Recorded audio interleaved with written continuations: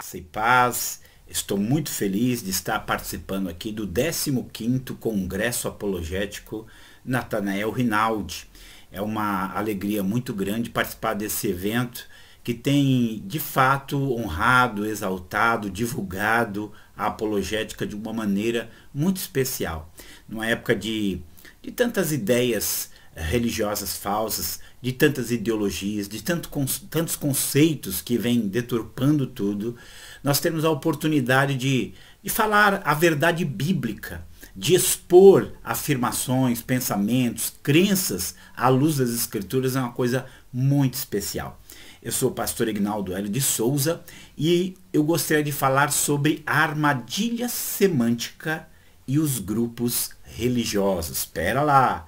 A armadilha semântica e os grupos religiosos. Que negócio é esse?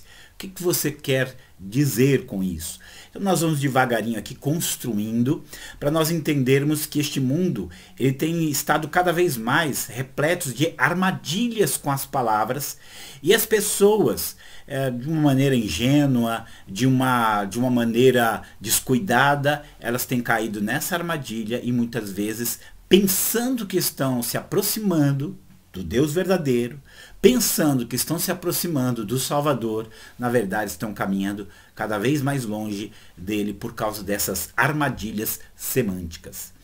E aí eu quero começar com a seguinte pergunta. O que é semântica? Você já ouviu essa palavra, semântica? Semântica é uma palavra da área da linguagem, tá? E semântica é aquela parte da gramática que lida com o significado das palavras. Por quê? Geralmente, cada palavra ela é um símbolo que nos conduz à realidade por ela representada. Por que a gente diz que a palavra é um símbolo? Porque quando nós temos uma determinada palavra, vamos pensar numa palavra chuva, né? Quando você olha aquela combinação de 5 letras, CHUVA, não há nada que faça referência à água que cai do céu. Nenhuma. Mas por uma convenção, por uma simbolização, aquelas 5 letras CHUVA, chuva, ela remete a esse fenômeno no qual a água cai do céu em gotas. Vamos aqui usar um outro exemplo mais simples. Se eu leio numa placa banana, né? Não existe nada entre a palavra banana, nenhuma semelhança entre a palavra banana e a fruta banana. Mas aquela combinação banana, essa combinação de letras, simbolizam essa determinada fruta. Então se eu vejo uma plaquinha banana, o que eu quero encontrar ali próximo àquela placa? Eu quero encontrar essa fruta chamada banana. Isso é semântica. A palavra banana nos remete a uma determinada coisa, nos remete a algo que elas se combinam, é uma convenção. Mas aí nós vamos pensar assim que eu vou lá, está escrito banana, mas eu olho, não tem banana, tem uva. Eu olho, não tem banana, tem limão. Então tem alguma coisa errada. Por quê? Tem alguma coisa errada porque a palavra que evoca uma determinada fruta, ela está ali, a palavra está ali, mas a fruta não está.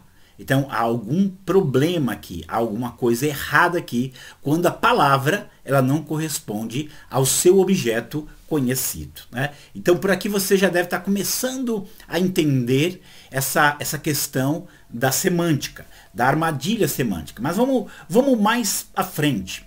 Vamos falar um pouquinho de confusão semântica. O que seria essa ideia de confusão semântica? A confusão semântica ela vai ocorrer quando uma determinada palavra ou uma determinada expressão conhecida não corresponde em suas características com o objeto apresentado, como eu falei no caso da banana e da uva e o limão. Então a confusão semântica ocorre quando eu coloco uma determinada palavra ou eu uso uma determinada palavra que comumente, que corretamente se refere a uma coisa, mas quando eu chego e vou olhar esta coisa, não está ali. É outra coisa que está. Então você tem uma confusão semântica porque a palavra não acha o seu correspondente. Mas vamos lá, nós vamos caminhar mais. Vamos pensar que a confusão semântica ela pode ser mortal. Por que a confusão semântica pode ser mortal? Você já viu a história? Isso aqui hoje talvez aconteça com menos frequência, mas eu lembro quando eu era criança, minha mãe falava muito. A pessoa colocou soda cáustica ou outra coisa, outro líquido venenoso, né? Numa garrafa comum, numa garrafa de refrigerante, por exemplo, numa garrafa de água mineral. E chegou alguém com sede, viu a garrafa ali, viu o rótulo estava escrito água mineral. Mas o conteúdo não correspondia à palavra. Na verdade, dentro daquela garrafa estava a soda cáustica. Ou outra coisa, outro líquido nocivo qualquer. E a pessoa, baseando-se no que ela vê no rótulo, acreditando que o conteúdo daquele recipiente trazia o que o rótulo dizia, ele sorveu aquele líquido. E aquele líquido, que podia ser soda cáustica, ou um ácido, ou coisa parecida, levou a pessoa à morte. Essa é uma confusão semântica mortal. Essa é uma confusão semântica trágica, porque pelo fato de uma palavra, de uma expressão não corresponder ao seu conteúdo, trouxe a morte para aquela pessoa. Pelo fato do rótulo ser um e o conteúdo ser outro, levou essa pessoa à morte. E vamos continuar caminhando, tem mais coisa por aí. E quando a confusão semântica ela vai para o contexto espiritual, quando ela vai para o nosso cenário religioso, então essa confusão semântica, ela se torna ainda mais perigosa, ainda mais nociva. Porque nós não estamos falando apenas de uma morte física, nós estamos falando de uma morte eterna. E isso é algo grave, na verdade, gravíssimo. Quando levamos essa questão da armadilha semântica, do engano semântico, da confusão semântica para o contexto espiritual, então nós estamos lidando com valores eternos. Aí o engano semântico torna-se ainda mais perigoso, porque nesse caso as consequências também serão eternas. As consequências também serão eternas. E eu quero dizer para você que esse engano semântico, que essa confusão semântica, dentro do aspecto religioso, ela é ainda mais comum, ela é ainda mais frequente. E, portanto, ela é ainda mais mortal do que nós imaginamos. Vamos caminhar. Nessa nossa cultura de pluralismo religioso, o engano semântico tem sido terrível. Nós temos inúmeros rótulos com o mesmo nome, mas o conteúdo que está ali é bem diverso. Nós olhamos e a palavra está ali, mas quando nós nos aproximamos, a coisa é bem diversa. E aí eu quero falar, só vou usar um exemplo, porque tem muitos, mas eu quero aqui, nesse momento, usar só um exemplo, que é a pessoa e o nome de Jesus. Um dia passando num prédio, numa construção, e eu vi ali uma placa, Jesus, a chave da Umbanda. Eu tomei um susto, porque eu sabia quem era Jesus, e sabia que não havia nenhuma relação entre Jesus, quem ele realmente é, e o Jesus que a Umbanda ensina. Eu sabia. Então aquilo me chamou a atenção. E eu quero chamar a atenção de você para alguns grupos religiosos, que eles usam o nome de Jesus, que eles falam de Jesus, que eles proclamam Jesus. Mas quando você vai olhar o conteúdo, não é o Jesus real, o Jesus verdadeiro. É um rótulo falso. Pense na palavra Jesus. Quem que você lembra quando se ouve falar de Jesus? Eu vou dizer quem é Jesus. Eu vou dizer quem ele é. Eu não vou dizer quem eu acho que ele é, quem eu penso que ele é. Eu vou dizer quem ele é. Porque quem ele é está revelado nas Sagradas Escrituras de duas maneiras. Por um registro histórico fidedigno, que está ali nos Evangelhos, e também por uma interpretação, uma exposição, uma explicação inspirada por Deus nas epístolas de quem é o Jesus que nós falamos. Ele é quem? É o Filho de Deus. O Verbo eterno que se fez carne, que morreu na cruz pelos nossos pecados, que ressuscitou ao terceiro dia, que subiu aos céus e que está assentado à direita de Deus Pai Todo-Poderoso, de onde ele virá para julgar os vivos e os mortos. Esse é Jesus. Quem é Jesus? É o Jesus dos evangelhos, o Jesus das epístolas. É o Jesus do Apocalipse, o Messias predito pelos profetas bíblicos. De Gênesis a Apocalipse, nós temos ali um contexto que prevê quem é Jesus, que apresenta quem é Jesus, que explica quem é Jesus. Fora deste conceito bíblico, nenhuma referência é confiável. Fora desse contexto, nenhuma referência é inspirada por Deus, é abalizada por Deus. Então é lá, nas Sagradas Escrituras, que eu conheço e eu sei quem é Jesus. Ali eu sei. Então quando eu ouço Jesus, eu vou lá para os profetas que o predisseram, eu vou lá para os salmos que expressaram os seus sentimentos, eu vou lá para os evangelhos, Mateus, Marcos, Lucas e João, que contaram fatos concretos sobre a vida dele. Eu vou lá para as epístolas paulinas, joaninas, petrinas, e ali eu vou conhecendo mais quem é esse Jesus. Então eu sei quem é Jesus. Mas nós vamos encontrar grupos religiosos que fazem afirmações sobre Jesus, que não são afirmações bíblicas, que dizem coisas a respeito de Jesus que não correspondem àquilo que o único livro autorizado do mundo fala sobre Jesus. E aí então, é nesse momento que nós temos a armadilha semântica, que nós temos um rótulo com um falso conteúdo, que as pessoas abraçam esse rótulo e eles pegam esse recipiente, abraçam esse recipiente e começam a sorver um Jesus que não é o verdadeiro, um Jesus que não é o real, um Jesus que é um verdadeiro engano para a vida deles. Eu vou dar aqui alguns exemplos para vocês. Testemunho de Jeová. Sim, eles vão falar de Bíblia, eles vão falar de Escrituras, eles vão usar todos os termos que nós usamos. Mas os seus conceitos sobre Jesus são completamente diferentes daquele que a Bíblia apresenta. Começa que para eles Jesus é uma mera criatura e não é o Criador. Mas quando a gente lê a Bíblia, a gente vê lá João capítulo 1, fala o quê? Que tudo foi criado por ele, e a parte dele, nada do que foi feito se fez. Nós vamos lá para Colossenses 1,16, onde diz que nele foram criadas todas as coisas, visíveis e invisíveis, quer sejam tronos, principados, potestades. Tudo foi criado por ele. Tudo foi criado por ele e para ele. E ele é antes de todas as coisas. É isso que diz. Agora eles falam que é uma mera criatura e não o Criador. Eles falam que Jesus é o arcanjo Miguel, gente. Fala que Jesus é o arcanjo Miguel.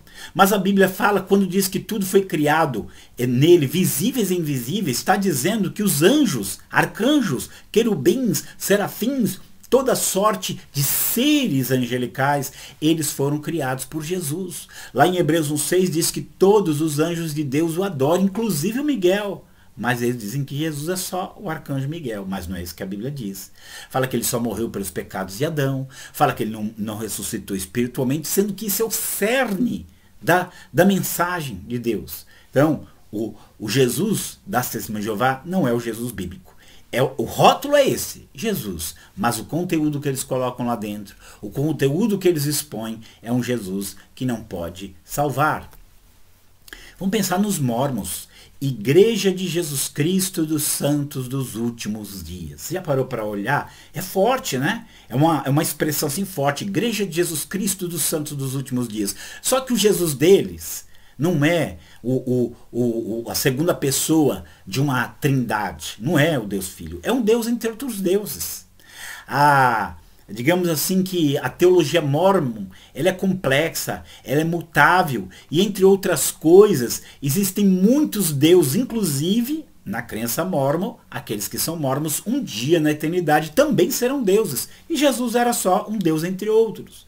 Jesus, ele foi fruto da relação carnal entre Deus e Maria, sim, porque o Deus dos mormons tem carne e osso, é verdade. Então ele teve uma relação com Maria e nasceu Jesus. Na teologia mórmon, Jesus é irmão de Lúcifer. Opa, Lúcifer também era um anjo. Lúcifer também foi uma criação de Jesus. É isso que a palavra de Deus ensina, é isso que a única revelação de Deus ensina. Então qualquer outro ensino não é válido. Sabe que eles ensinam ainda que Jesus era um polígamo que tinha diversas mulheres. Maria Madalena era uma delas. Aquela Aquelas mulheres ali de Lucas 8:1-3 também era esposa dele. Aquele casamento de Caná da Galileia em João 2 também, ali foi um casamento de Jesus. Ali diz que Jesus foi convidado, né? A primeira vez que o noivo é convidado para o casamento. Então a gente olha assim, que Jesus que eles apresentam ali, pode ter certeza, não é o Jesus das Escrituras Sagradas, não é o Jesus dos profetas, não é o Jesus dos evangelistas, não é o Jesus dos apóstolos, porque esse, com certeza, não é um Deus entre outros deuses. Com certeza, ele é fruto de uma ação poderosa, espiritual de Deus no ventre de Maria. Ele é, sim, o criador de Lúcifer, e aquele que o esmagou lá na cruz do Calvário, e aquele que vai lançar ele no lago de fogo para sempre. Ele não é polígamo de modo nenhum. Pode ter certeza disso. Esse não é o Jesus da Bíblia. Mas, vamos mais. Espíritas, gente. Principalmente os kardecistas. Kardec, ele tentou fazer uma junção com crenças que não tinham nada de bíblicas. Na verdade, com crenças antibíblicas, crenças condenadas pela Bíblia. E aí, nessa estrutura toda, ele quer colocar Jesus. O Evangelho segundo o Espiritismo é uma aberração. É algo que quebra toda a revelação de Deus a respeito de quem é Jesus. Na visão deles, Jesus era no máximo um grande médium. É isso que eles pensam de Jesus. Morreu na cruz pelos nossos pecados, para eles isso é um absurdo. Para eles, o pecado é expiado por reencarnações. Então o Jesus deles não morreu na cruz pelos nossos pecados, enquanto se tem algo que a Bíblia fala de uma maneira forte, de uma maneira fundamentada. É que nós somos salvos porque ele levou sobre a cruz os nossos pecados. E é óbvio que se ele não morreu na cruz pelos nossos pecados, ele jamais ressuscitou dentre os mortos, até porque, para eles, ressurreição não faz sentido nenhum. Você está vendo, gente? Você está vendo? Testemunho de Jeová, mormons, espíritas, kardecistas, eles têm uma noção tão longe daquilo que é realmente Jesus. Eles usam a palavra, eles usam o nome, eles usam rótulo. Jesus para eles é só um nome para fazer propaganda. Mas quando você vai ver o conteúdo, são conteúdos antibíblicos, são conteúdos que se chocam com os ensinos das Escrituras. Mas acabei não. Acho que um dos mais estranhos é a Igreja Messiânica Mundial. Você já conhece a Igreja Messiânica Mundial? Do Jorei? Tá lá, Igreja Messiânica Mundial. Na verdade, gente, ela não é igreja nem messiânica nem mundial. Ela tem origem japonesa, e quando a gente fala de igreja também. Isso aqui é outra palavra que distorce. Mas igreja é o corpo de Cristo. Só que o Messias que está ali é um Messias japonês. Ele não é Jesus. Não é o Messias que você imagina. Isso aqui é tão constrangedor, porque a palavra Messias, Machia, ou Cristo, Machia no hebraico, e Cristo no grego, significa ungido. É um conceito que nasce das páginas do Antigo Testamento. É um conceito que se completa e que se realiza nas páginas do Novo Testamento. Ele é presente dentro de uma determinada cultura, para quem a palavra Messias tem sentido. O mundo nunca esperou o Messias, porque o mundo nem sabia o que era isso. Só o único povo nessa terra que esperava o Messias eram os judeus. Eles esperavam o ungido. É isso que eles estavam esperando.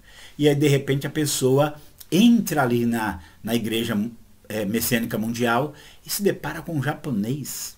Né? Não que o japonês não seja um povo maravilhoso, é um povo maravilhoso, mas a promessa de Deus, o conceito de Messias, ele é dentro do povo judeu e não dentro do povo japonês. Então, o Messias da Igreja Messiânica Mundial não tem nada a ver com Jesus. É o fundador Mokichi Okada, que tomou o nome de Meshushama, Senhor da Luz, e disse que ele era o Messias. Eu conheço pessoas que entraram na Igreja Messiânica e a primeira coisa que eles foram perguntar é: cadê Jesus? Aqui não tem, Jesus é para outras épocas. Agora é o Meshushama. Opa! Você está vendo? Você está entendendo o que é uma confusão semântica? Jesus é aquele que andou sobre o mar. Jesus é aquele que curou os enfermos. Jesus é aquele que expulsou os demônios, aquele que multiplicou os pães, que transformou a água em vinho, que morreu na cruz, que ressuscitou ao terceiro dia, que subiu aos céus, que vai voltar, Rei dos reis, Senhor dos senhores. Não é o Mokichi Okada pode ser até uma boa pessoa, mas não é. Isso é um engano semântico. pessoa está lendo messiânico, mas não tem Messias lá. Eu quero falar dos muçulmanos também, gente. O Alcorão tem diversas referências a Jesus, né? Isso, tem diversas referências. É o filho de Maria, possui até títulos muito honrosos lá no Alcorão. Não pense você não, eles não desrespeitam Jesus, mas para eles era apenas um profeta, né? Um profeta. Era apenas um homem comum. Fez milagre, está dito lá no Alcorão, mas não era o Filho de Deus. Né? Não é. Aliás, para o Alcorão, dizer que alguém é filho de Deus seria uma blasfêmia, porque Deus não tem filhos, não tem outro igual. Né? Para o Alcorão, Jesus não morreu na cruz pelos nossos pecados. Allah não permitiu que isso acontecesse. Ele não é o primeiro da ressurreição dos mortos, o primogênito dentre os mortos. A Bíblia fala que Jesus é o primogênito dentre os mortos. O Alcorão nega. A Bíblia fala que ele morreu por nossos pecados. O Alcorão nega. A Bíblia diz que ele é o Filho de Deus. Sim, o Alcorão nega. Então que Jesus é esse ali do Alcorão? Pode ter certeza. Não é o Jesus da Bíblia. É um rótulo igual, mas não é um conteúdo igual. Deu para você perceber? Deu para você captar como que as pessoas nesse mundo, elas têm sido iludidas? E eu só estou usando aqui um exemplo. Jesus, Testemunho de Jeová, Mormons, kardecistas, igreja messiânica, muçulmanos, eles vão Jesus, um falso Jesus.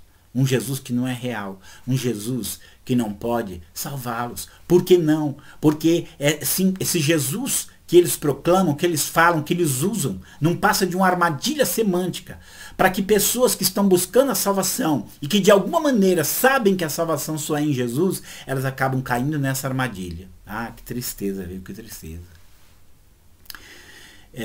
O Weinhaus, ele escreveu um livro chamado, aí com esse título, O Jesus que nunca existiu. Nunca existiu um Jesus que fosse o arcanjo Miguel. Nunca existiu.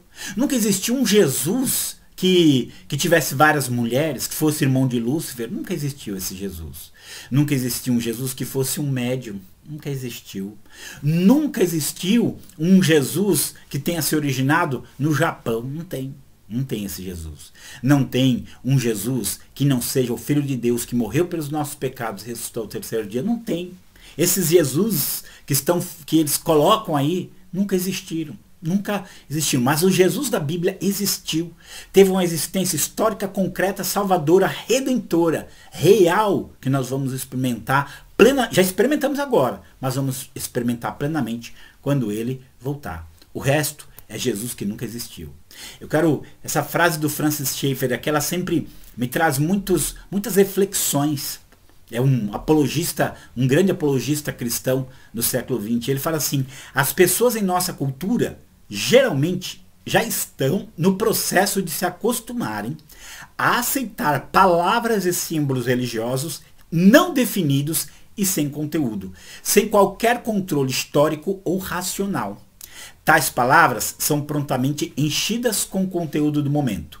As palavras Jesus ou Cristo são as melhores à disposição do seu manipulador. Porque eu só dei esses 5 exemplos. Mas até a nova era usa o nome de Jesus. Nós vamos ver movimentos políticos, ideológicos, usando o nome de Jesus. E isso que ele fala aqui, colocando dentro de um rótulo conteúdo sem qualquer controle histórico ou racional. Ou racional mesmo. Esse é o problema. E as pessoas acostumaram. Elas escutam o nome ali, falou Jesus, então tá bom. Elas não vão olhar que Jesus que está sendo apresentado ali. Infelizmente, é para onde o nosso mundo tem caminhado. A gente tem que lembrar desse dilúvio de falsos cristos que Jesus, inclusive, disse que seria um dos sinais da sua volta. Mateus 24. Porque surgirão falsos cristos e falsos profetas que realizarão grandes sinais e milagres a tal ponto que, se fosse possível, enganariam até os escolhidos. O que é um falso profeta também? É alguém que diz falar em nome de Deus e não fala. Ele não está ali com a autorização de Deus para falar. E esses falsos profetas trazem ao mundo falsos cristos. Porque aquele Cristo dos mormons não é Jesus Cristo. da testemunha de Jeová não é Jesus Cristo. O Jesus Cristo lá do Alcorão não é o Jesus Cristo real e verdadeiro. Falsos profetas têm trazido para este mundo falsos cristos. O que Paulo fala aqui, gente, isso não é coisa de hoje não, né? Isso já é uma coisa, Paulo escreve lá para os coríntios dizendo que ele temia que assim como a serpente enganou Eva, eles também fossem deturpados nos seus sentidos e se afastassem da simplicidade que é em Cristo. Agora olha o que ele fala aqui. Pois se vem alguém que prega outro Jesus, diferente daquele que nós pregamos, ou se vocês aceitam outro espírito diferente daquele que receberam, ou um evangelho diferente daquele que já aceitaram, vocês toleram isso muito bem. As pessoas estão recebendo evangelhos diferentes, espíritos estranhos, estão recebendo Jesus que não é aquele que foi pregado ali nas páginas das Escrituras. Eles estão recebendo com a maior normalidade do mundo. E pode ter certeza, as consequências serão amargas. Enquanto as pessoas comprarem facilmente rótulos, sem checar os conteúdos, teremos milhões de pessoas acreditando que os seus caminhos são bons, quando na verdade os seus caminhos são caminhos de morte. Provérbios capítulo 14, versículo 12. Há caminhos que para o homem parecem direito, mas no fim são caminhos de morte, porque tem rótulos que não correspondem ao seu conteúdo. Não tem Jesus nesse rótulo que eles estão apresentando. Não tem. E não é só essa palavra. Estou usando Jesus apenas como exemplo. Deus, salvação. São palavras que eles, Espírito Santo, são palavras que eles usam, mas quando você vai ver o conteúdo ali não corresponde à realidade, à verdade que essas palavras trazem consigo. Essa é a armadilha semântica. Essa é a prisão, é o cativeiro, é o caminho de morte, é o caminho de perdição que muitas pessoas têm seguido. E isso é muito triste, gente. Isso é muito triste, mas é a realidade. Palavra de Deus, palavra de salvação, palavra de Deus, igreja, tudo isso são nomes que as pessoas não vão checar se corresponde ao seu conteúdo racional, seu conteúdo histórico, seu conteúdo de revelação. Elas não vão checar, elas simplesmente abraçam aquilo e vão atrás daquilo. Isso é terrível. Não adianta, eu quero aqui terminar e expor isso para você. Não adianta chamar sal de açúcar, que ele vai continuar incapaz de salvar. Não é? Tinha até aquela piada assim, né, que colocava o açúcar no saleiro para tapear as formigas. Não adianta. O rótulo não determina a natureza do conteúdo. O rótulo é só um rótulo, mas para nós sermos justos, um título, um nome, um rótulo, ele tem que corresponder àquilo que ele está dizendo. A natureza daquilo que ele se propõe a apresentar. Não adianta eu chamar sal de açúcar, que ele continuará incapaz de adoçar, pode ter certeza disso. Não adianta conceber seu próprio Messias e chamá-lo de Jesus, que ele continuará incapaz de salvar. O mundo precisa ter essa consciência, o mundo precisa ter essa perspectiva. E eu quero dizer mais, eu e você, que conhecemos o verdadeiro Deus, o verdadeiro Jesus, a verdadeira palavra, o verdadeiro Espírito, o verdadeiro Evangelho, nós que somos a verdadeira igreja, nós temos o compromisso de proclamar essas verdades para o mundo e temos a responsabilidade de mostrar para as pessoas que aquilo que elas pensam que é Jesus não é, que aquilo que elas pensam que é Deus não é, que aquilo que elas pensam que é salvação não é. Nós temos esse compromisso. A Bíblia diz que nós somos geração eleita, sacerdócio real, povo adquirido, nação santa, para nós proclamarmos a bondade, as virtudes daquele que nos chamou das trevas para a sua maravilhosa luz. Nós temos esse compromisso e é para isso que eu chamo você. Então, por favor, você que talvez algum dia já até esteve preso nessa armadilha semântica, e pela graça de Deus escapou dela. Você que já teve a oportunidade de conhecer o verdadeiro sentido das palavras fornecidas pela revelação divina, que conheceu Jesus verdadeiro, o Evangelho verdadeiro, o Deus verdadeiro, a salvação verdadeira. Que você seja esse instrumento de Deus para proclamar a verdade, porque o nosso privilégio é muito grande. Infelizmente, não são poucos aqueles que vivem nesse mundo achando que o seu caminho é direito, achando que o seu caminho é bom. Até que chegue o dia, até que chegue o triste momento, que ele descubra, de uma maneira irreversível, que na verdade ele escolheu caminhos de morte, que ele foi fisgado, que ele foi enredado, que ele se tornou prisioneiro de uma armadilha semântica. Que Deus abençoe, que você possa usufruir de todo esse material maravilhoso que tem sido produzido aqui pelo Congresso Apologético Natanael Rinaldi, e você seja não só um salvo, mas também um instrumento para levar a salvação para aqueles que estão perdidos. Deus te abençoe, que a graça e o amor de Deus esteja sobre a sua vida agora e para todo sempre.